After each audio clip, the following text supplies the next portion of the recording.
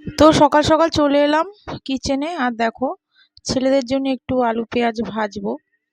তো সকালের দিকটা তো ওরা ভাতই খায়। তো আলু পেঁয়াজ আজকে একটু তোমার ভেজে নেব, আর একটু তোমার পেঁয়াজের ডাল করব। তো মুসুরির ডালটাও তোমার বসিয়ে দিয়েছি সিদ্ধ করতে, আর ওদিকে কিন্তু ভাতটাও হয়ে গেছে।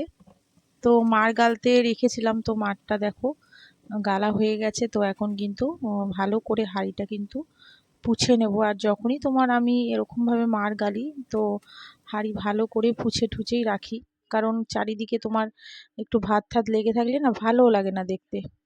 তো যাই হোক, ওদিকে ডালটাও সিদ্ধ হয়ে গেছে। তো এখন পেঁয়াজ দেখো ফোড়ন দিয়েছি, একটু দিয়েছি শুকনো লঙ্কা, আর দিয়েছি হচ্ছে কালো জিরে। পেঁয়াজটা একটু ভাজা ভাজা হলেই ডালটা সোমবার দিয়ে দেবো। তো শুভ সকাল আমার প্রিয় বন্ধুরা, তোমরা সবাই কেমন আছো? আশা করছি সবাই খুব ভালো আছো। আমরাও কিন্তু মোটামুটি সবাই ভালো আছি।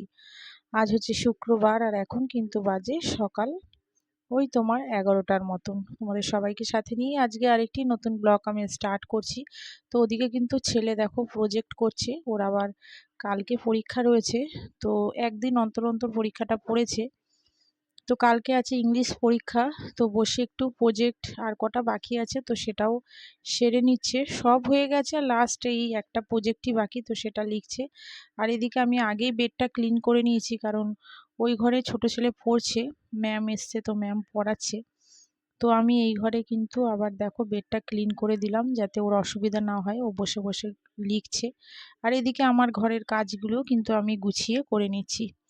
আর আজকে খুব মোটামুটি অনেকটা সকালেই উঠেছি। ওই তোমার 8টার মতন বাজে, তখন উঠে পড়েছিলাম। উঠে ঘরের সমস্ত কাজ কিন্তু সেরে ফেলেছি।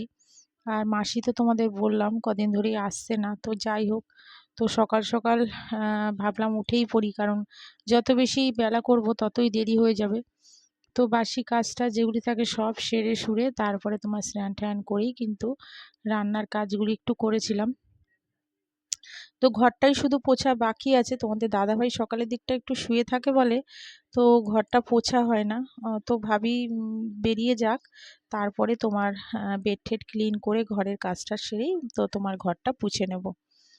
তো এদিকে যা তোমার প্রতিদিন পোছাপুছি থাকে সেগুলি তো করেই নিচ্ছি। আর দুদিন যা বন্ধুরা অবস্থা হয়েছিল, মানে তোমাদের কি বলবো, ঘরে তোমার না থাকলে যা হয়, চারিদিকে তোমার ধুলো। যতই তোমার ঘর বন্ধ থাক, কিন্তু কি করে যে ধুলোবালি ঢুকে যায় সেটা মানে কেউ বলতেই পারবে না। কারণ আমরা যেখানেই যাই না কেন, ঘর বন্ধ থাকলেও কিন্তু ঘরে এসে দেখবে ঘরে ধুলোবালি চারিদিকে ভর্তি। তো এসে কিন্তু অনেকটাই পরিশ্রম করতে হয়েছে, কারণ রোজ রেগুলার যেরকম ঘর পরিষ্কার করি, সেখানে তোমার 2-3 দিন না থাকলে যা অবস্থা হয়। তারপরে তোমার তো কাচার ওপর কাচা, মানে প্রতিদিনই তোমার 1 বালতি 2 বালতি করে কেচে নিচ্ছি। তো ঘরের কাজগুলি মোটামুটি কমপ্লিট করে নিয়েছি, আর ছেলেদেরও এবার খেতে দিয়ে দিচ্ছি। তো ভাত দুজনকেই দেখো বেড়ে দিচ্ছি, আর ছোট ছেলেকে তো খাইয়ে দেব, আর বড় ছেলেকে একটু মেখে দেব। দিলেই তো ওরা খেয়ে নেবে। ওদের খাওয়া টাওয়া হয়ে গেলেই তারপরে বসিয়ে দেব রান্না। ওদিকে ঘরটাও পোছা বাকি আছে। তো স্টেপ বাই স্টেপ তোমার কাজগুলি করলে কিন্তু তাড়াতাড়ি হয়ে যায়। আর কাচা ধোয়াগুলিও কিন্তু ফেলে রাখলে হয় না। যখন মাসি থাকে তখন একটু রেখে দিই, যে আমি কিছুটা কাচি আর মাসির জন্য বিকেলের দিকটা রেখে দিই, যে মাসি দুটো কেচে দেবে। তো এখন নেই বলে কিন্তু তোমার আর রাখি না, একবারে সকালের দিকটাই কিংবা রান্না ঠান্না হয়ে যাওয়ার পরেই কাঁচা ধোয়াটাও তাড়াতাড়ি করে নিই। তো এদিকে দেখো ছেলেদের কিন্তু খেতে দিয়ে দিলাম। আজকে ডিম সিদ্ধ করেছিলাম, আর দেখলেই তো মুসুরির ডাল করেছিলাম পেঁয়াজের, আর আলু ভেজে দিয়েছি। ছেলেদের একটু মেখে দিচ্ছি, ওরা খেয়ে নেবে। আর ছোট ছেলেকে একটু খাইয়ে দেবো। আর একা একা খেতে দিলেই তো আর ভাত মাত সব যেন তো নষ্ট করে, ভীষণ ভাত ফেলে। তো ভাবি থাক আমি খাইয়ে দিই। তো ওদিকে ওদের খেতে টেতে দিয়ে একটু ঘরটা পুছেই কিন্তু আবার বেরিয়ে গেছিলাম একটু বাজারের দিকে। তোমাদের দাদা ভাই তোমার আজকে বলল যে বাজার করবে না, ডিম রান্না করবে। আর কয়েকদিন ছিলাম না, সত্যি বলতে তোমার সবজি টবজি ঘরে সেরকম কিছুই ছিল না। তো আগের দিনকা একটু সবজি নিয়ে এসেছিলো, শুক্তোর সবজি, তো সেগুলি দিয়ে তো কিছুই হবে না। তো বেরিয়ে গেছিলাম একটু বাজারে। তো দেখো কি কি নিয়ে এসেছি সেগুলি শেয়ার করলাম। একটু ফুলকপি, টমেটম, কুমড়ো, লেবু, লঙ্কা, আলু, পেঁয়াজ, আদা। তো সমস্ত কিন্তু গুছিয়ে করে নিয়েছি, কারণ আজকে করব ডিমের ঝোল। ডিমটাও তোমার বাড়ন্ত ছিল, ডিম ছিল না, তো ডিমও নিয়ে এসেছি। ওদিকে দেখো ডিমটা সিদ্ধ বসিয়ে দিয়েছি, আর এদিকে শাশুড়ি কিন্তু সমস্ত কেটে কুটে সব রেডি করছে। আর এই বড়িটা নিয়ে এলাম, বড়িটা তোমার কেমন হবে জানি না। আর চানাচুরটা ফুরিয়ে গেছিলো, একটা ছোট চানাচুরের প্যাকেট নিয়ে এসেছি। আর একটু তোমার ছোলার ডাল আনলাম, কালকে নিরামিষ শনিবার, তো কালকে একটু করব, তো ভাবলাম একটু ডালও নিয়ে যাই। ছোলার ডাল ঠাল তোমার খুব একটা বেশি এনে রাখি না, যখন খাই তো তখনই কিনে নিয়ে আসি। তো ছোলার ডালটাও তোমার কালকে করব, তাই নিয়ে এলাম। আর এবার বসিয়ে দেবো রান্না। তো এখন করছি হচ্ছে শুক্তো। তোমাদের দাদাভাই বলেছিল একটু বড়ি দিয়ে শুক্তো করবে, তো বড়িটা কালকে ছিল না বলে করিনি, তাই আজকে শাশুড়ি সব কেটে কুটে রেডি রেখেছে। তো এদিকে আমি দেখো শুক্তোয় তোমার একটু দিয়ে দিলাম হচ্ছে রাঁধুনি আর আদা, আর তেজপাতাটা দেবো জানো, একদম তেজপাতা দিতেই ভুলে গেছি। আর একটুখানি দিয়েছি তোমার উচ্ছে দিয়ে একটু ভালো করে নাড়িয়ে চাড়িয়ে, তারপরে তোমার আগে থেকে সিদ্ধ করে রেখেছিলাম সমস্ত শুক্তোর যে সবজিগুলি, আলু, বেগুন, তারপরে তোমার কাঁচকলা, পেঁপে, সমস্ত কিছু সেদ্ধ করে রেখেছি। আর এদিকে দেখো বড়িগুলিও কিন্তু ভালো করে ভেজে রেখেছি। তো শুক্তোটা এখন করে নেব।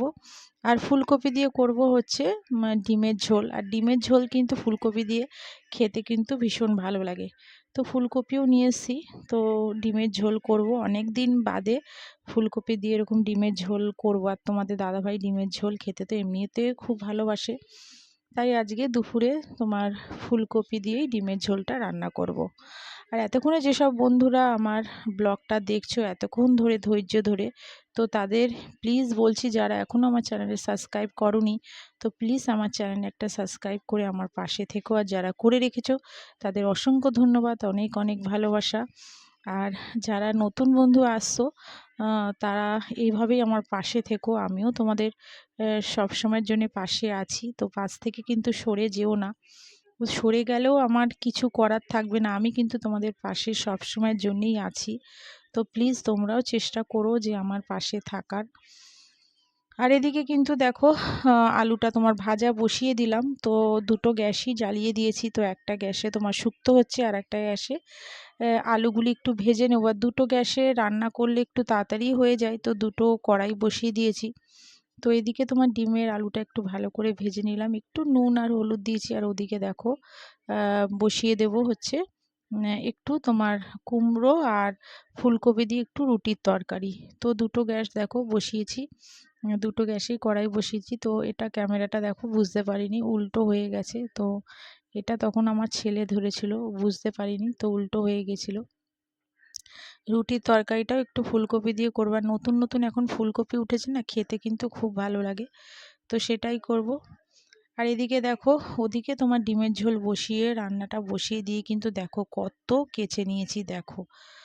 তো এত কেচেছি, তো এরকম কিন্তু এখন 2-3 দিন ধরে সমানে কাচা চলবে। কয়েকদিন ছিলাম না, তারপরে কিছু জামা কাপড়ও নিয়ে গেছি। আর এদিকে দেখো আমার রান্না বান্না পুরো কমপ্লিট হয়ে গেছে। তো ওদিকে শাশুড়ি গ্যাস ট্যাসগুলি পরিষ্কার করে নিচ্ছে, এদিকে ওদের খেতেও দেবো। তো কি কি রান্না করেছি দেখো, এটা সকালের দিকটা আলু ভাজা, একটু লেবু কেটেছি, তো ডাল আছে, মুসুরির ডাল খেতে ভালো লাগবে। আর এটা হচ্ছে ফুলকপি কুমড়োর তরকারিটা, আর শুক্তোটা তো দেখলেই।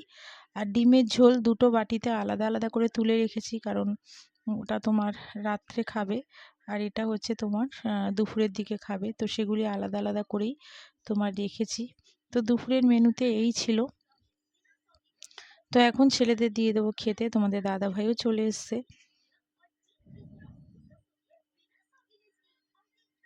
তো খাওয়া দাওয়ার পরে একটু রেস্ট করেছিলাম, তারপরেই তোমার উঠেছি। তো ছেলে আবার কোচিং নিয়ে গেছিলো, কোচিং থেকে আসার পথে এখান থেকেই বলে গেছিলো যে মা একটু রাইস খাবো।